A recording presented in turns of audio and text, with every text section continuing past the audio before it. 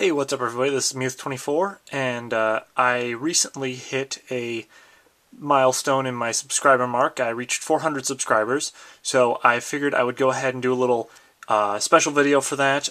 Thanks a bunch, you guys, for not only sticking with me over the years, but also being patient and supportive.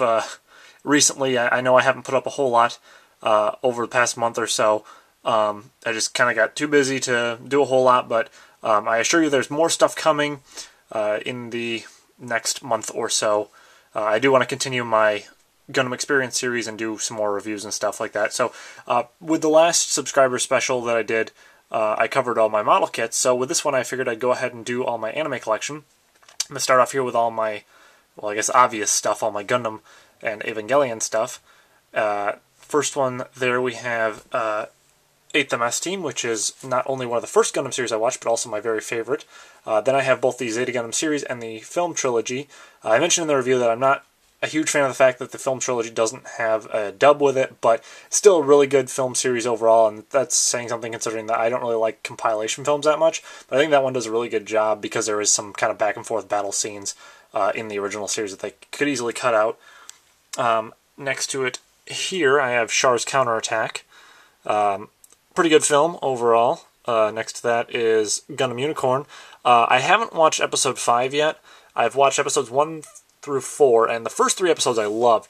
The 4th episode got a little too preachy for me, so I'm hoping that they kind of avoid that later on. Next to it is the special edition of Gundam F91, which is probably my favorite of the standalone Gundam films. And then next to that is Endless Waltz, which, even though I wasn't a huge fan of Wing, I still really liked Endless Waltz. Then we have Evangelion 1.01, Evangelion 2.22, which I think is the best of the Evangelion films. Next to that is End of Evangelion, which is also a very good film.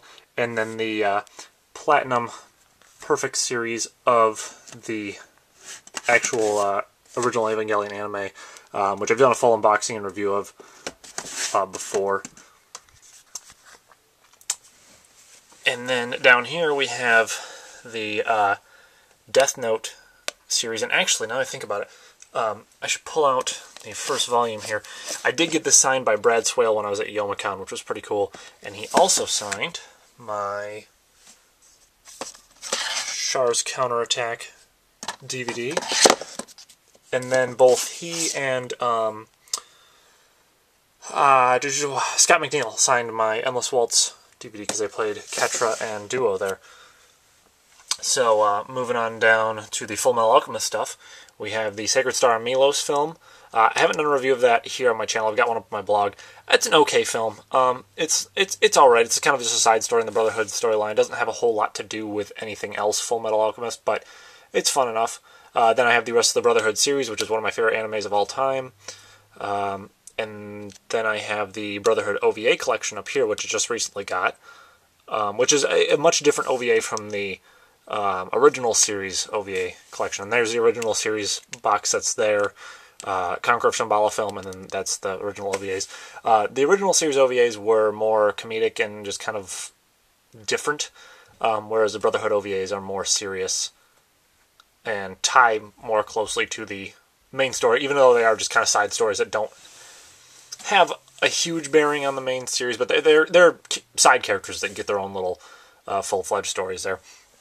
So moving on down, we have the limited release of Panty and Stocking there, Samurai Champloo box set, Cowboy Bebop the movie, and the Cowboy Bebop Anime Legends series, Anime Legends series of Outlaw Star, the Ergo Proxy box set, Cashin Sins Parts 1 and 2, Sergeant Frog Seasons 1 and 2, and then I also got Season 1 of that, both parts of it, signed by Todd Habercorn when I was at Youmacon.